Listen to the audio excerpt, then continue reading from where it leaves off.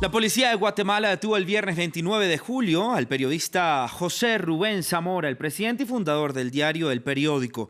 Las autoridades también allanaron la sede de este medio de comunicación que había presentado pruebas de la supuesta implicación del jefe de Estado, Alejandro Yamatei, y del fiscal general Consuelo Porras en casos de corrupción y abuso de poder.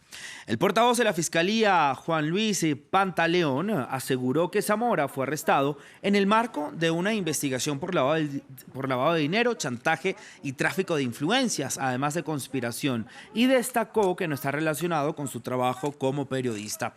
Saludamos entonces a nuestro primer invitado del día. Él es Carlos Jornet, presidente de la Comisión de Libertad de Prensa e Información de la Sociedad Interamericana de Prensa. Gracias, Carlos, por estar con nosotros en Directo América de France 24. Le pregunto entonces la situación actual de José Rubén Zamora y la libertad de prensa en Guatemala en torno a este caso. Bueno, muchas gracias en primer lugar por ocuparse del tema. Bueno, sin duda que es una señal de alerta muy grave lo que ha ocurrido con el caso del periódico y de José Rafael Zamora. Nos preocupa no solo por lo que ha ocurrido, sino por lo que puede llegar a abrir de aquí en más. Más allá de las razones que se invocan desde la Fiscalía, es evidente que hay un intento de criminalización del periodismo, una práctica de acoso judicial.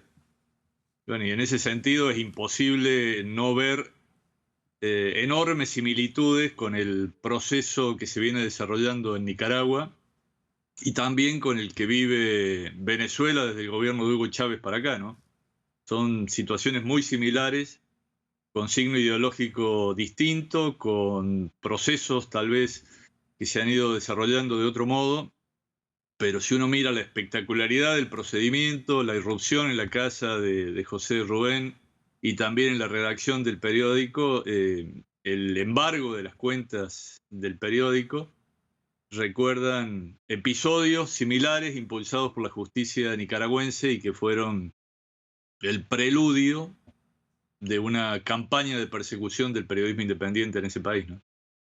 Carlos, también le quiero preguntar, digamos, si hay en Guatemala otros casos parecidos o si digamos, hay unos periodistas que están ya fichados por el gobierno, a lo mejor, o por las autoridades por precisamente sacar a la luz estos presuntos casos de corrupción que involucran a las altas esferas del gobierno.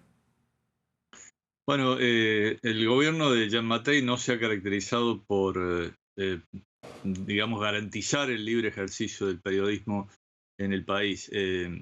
Y esto que está ocurriendo, por eso le decía, es una circunstancia que puede marcar un punto de diferenciación de lo que venía ocurriendo hasta ahora, un punto donde comience a acelerarse el proceso. Por eso le recordaba lo que ocurría en Nicaragua, porque empezó de forma similar. Eh, si existían razones, como se dice, como alega la Fiscalía General, para imputar a Zamora en su condición de empresario y no de periodista, debió garantizarse de todos modos el debido proceso y no afectarse en modo alguno la reserva de las fuentes de información y de los apuntes y archivos personales y profesionales que la verdad está muy en cuestión por el modo en que se ha desarrollado este procedimiento, ¿no? Todo eso es exigido por el punto 8 de la Declaración de Principios de Libertad de Expresión de la Comisión Interamericana de Derechos Humanos y la verdad, insisto, hay una aparente violación de protocolos básicos y no es de extrañar porque la fiscal general, Consuelo Porras, tiene un historial de enfrentamiento a jueces y fiscales que investigan presuntos hechos de corrupción. Hay periodistas que investigan en Guatemala y a partir de esto creo que hay una señal muy fuerte de que el gobierno puede llegar a ir por ellos, ¿no? Claro, e incluso Carlos, recordemos que ayer también fue cancelada esta audiencia donde este periodista iba a brindar, digamos, su declaración. También organizaciones de derechos humanos, de libertades y también de prensa aseguran que fue cancelada esta audiencia para precisamente mantenerlo en la cárcel. ¿Cuál es su posición y qué piensa al respecto?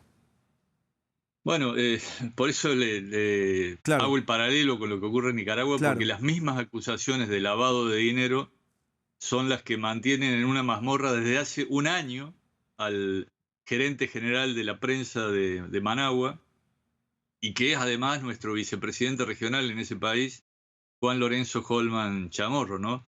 Esto nos lleva a exigir que el gobierno de Alejandro Gianmattei asuma el compromiso público de que no se utilice indebidamente el poder del Estado para presionar o castigar a periodistas y medios de comunicación en función de sus líneas informativas, como sostiene el punto 13 de la misma declaración de principios que mencionaba recién, ¿no?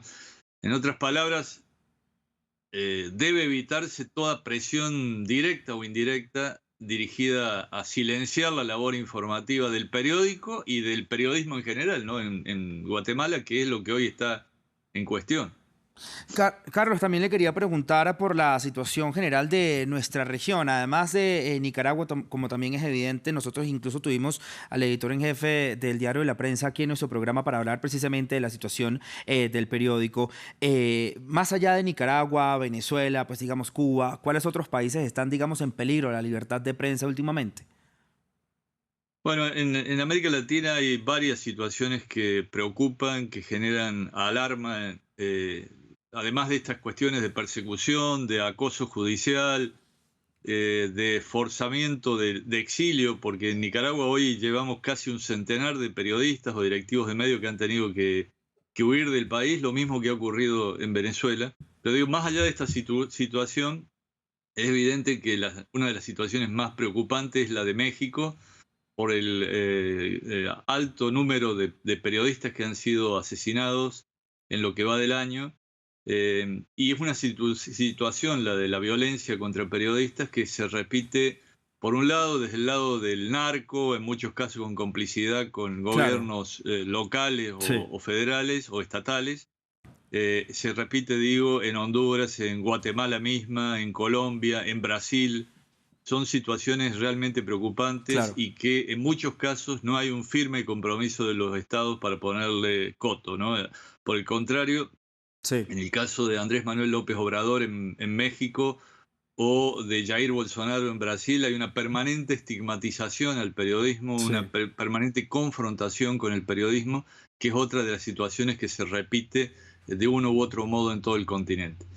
Sí, Pero hay múltiples situaciones que se están reproduciendo además por violencia en manifestaciones callejeras, en claro. protestas sociales, donde también las fuerzas policiales no dan suficientes garantías para el ejercicio del periodismo. En estos días, Sí. en el mismo país donde estoy, en Argentina, hubo una foto tomada por un reportero gráfico que muestra el preciso instante en que le disparan un balazo que por Claro. suerte, por fortuna, no dio contra él, pero él y otro colega fueron baleados en el momento en que estaban cubriendo esos acontecimientos. Y lo mismo ocurrió en Chile hace poco, donde falleció lamentablemente una colega Sí. en una protesta callejera, ¿no?